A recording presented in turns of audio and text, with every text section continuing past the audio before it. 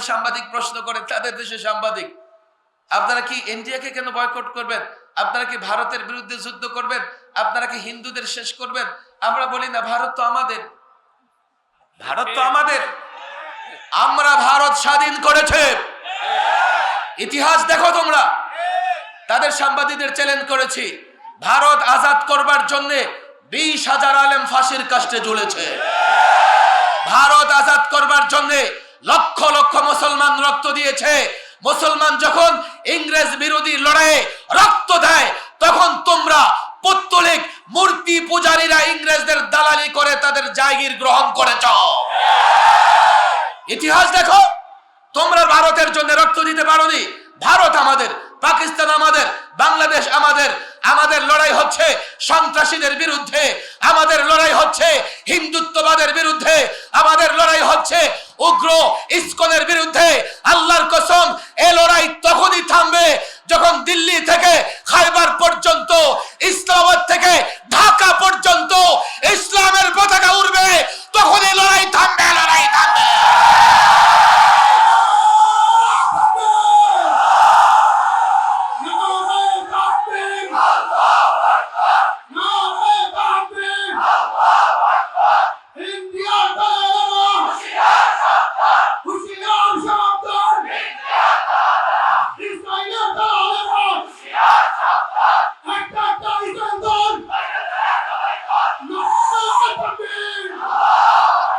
শোনো শোনো, তোমরা বলবে শোনো, কথা বুঝবার চেষ্টা করো। তোমরা কি বলবে? তোমরা বলবে, হুজুর এটা আপনি কি বলছেন? আমি বলি, এই প্রশ্নে দেশের মানুষ দুভাগে বিভক্ত। এক ভাগ বস্তুবাদী, আরেক ভাগ ঈমানবাদী। যারা বস্তুবাদী তারা মনে করবে, হুজুর আপনি এগুলো কি বলছেন? আপনার কি মাথা নষ্ট হয়ে গেছে? আপনি জানেন তাদের সৈন্যবাহিনী কত বড়? আপনি জানেন তাদের দেশটা কত বড়? আপনি জানেন তাদের কাছে অ্যাটম বোমা আছে? আপনি জানেন তাদের মিত্র ইসরায়েল, যাদের কাছে আকাশ সীমা রক্ষা করার জন্য অত্যাধুনিক প্রযুক্তি আছে? আপনি এগুলো কি বলেন? আপনি নতজানু হন। চলেন আমরা নতজানু হই। আমরা নতজানু হলেই আমরা বেঁচে যাব। আল্লাহর কসম, কোন মুসলমান যদি নামটাও মুসলমানের হয়, কাজ করুক আর না করুক, কাফের বেঈমানের কাছে নতজানু হলে তার ইজ্জত বাঁচবে না। তাহলে করবেন কি? হ্যাঁ করবো কি মানে? তুমি তো বস্তুবাদী, তোমার মাথায় সেটা ঢুকবে না।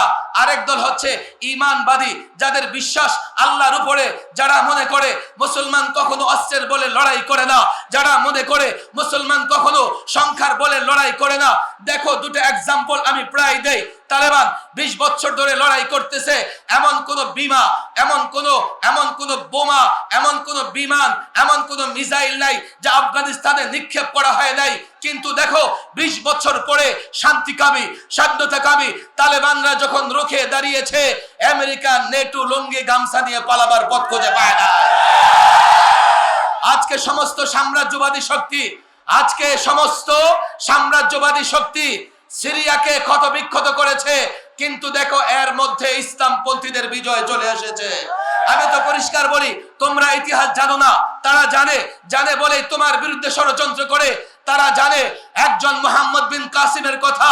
আরব থেকে 17 বছরের একজন মুহাম্মদ বিন কাসিম যদি দিল্লিতে ইসলামের পতাকা উড্ডীন করতে পারে, তারা সকালবেলায় চোখ খুলে দেখে এমন মুহাম্মদ বিন কাসিমের অনুসারী লাখো বাংলাদেশে 17 বছরের যোদ্ধা, 18 বছরের যোদ্ধা, 20 বছরের যোদ্ধা, এক একজন নিজেকে মুহাম্মদ বিন কাসিমের অনুসারী মনে করে তারা ঘুমন্ত, তারা ঘুমিয়ে আছে।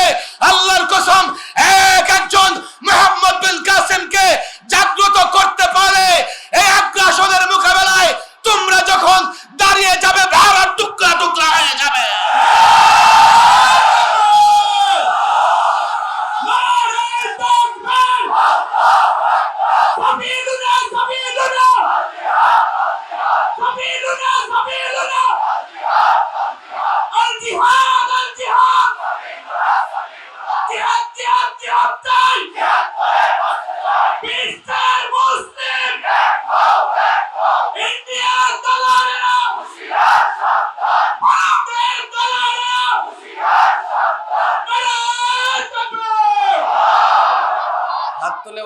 করেন, দেশ ইসলাম রক্ষায় বস্তুবাদীদের সঙ্গে থাকবেন না ইমানবাদীদের সঙ্গে থাকবেন? আমি সাধারণ যুবকদের বলি, বস্তুবাদীদের সঙ্গে থাকবা না ইমানবাদীদের সঙ্গে থাকবা। বস্তুবাদীরা দেশের টাকা পাচার করে, টেন্ডারবাজি করে, কথা ঠিক না বেঠিক? তাদের ঢাকা নয়, তাদের কাছে বেগমপাড়া পছন্দ, তাদের কাছে ঢাকা নয় কানাডা পছন্দ। আমরা এই ভূখণ্ডকে হেফাজত করব ইনশাআল্লাহ, আমরা ইসলামকে হেফাজত করব ইনশাআল্লাহ। আমরা এই হাফিজির চেতনা নিয়ে, মুফতি আমিনীর বীরত্ব নিয়ে শেষ পর্যন্ত লড়াই করে যাব ইনশাআল্লাহ। আমাদের কেউ থামাতে পারবে না। আমাদের চূড়ান্ত লক্ষ্য এই ভূখণ্ড আমাদের, এই ভূখণ্ড পেয়েছে ইসলামের জন্য। আমরা এখানে ইসলাম প্রতিষ্ঠা করব ইনশাআল্লাহ, আমরা এখানে খেলাফা প্রতিষ্ঠা করব ইনশাআল্লাহ, আমরা এখানে কোরআনের শাসন প্রতিষ্ঠা করব ইনশাআল্লাহ।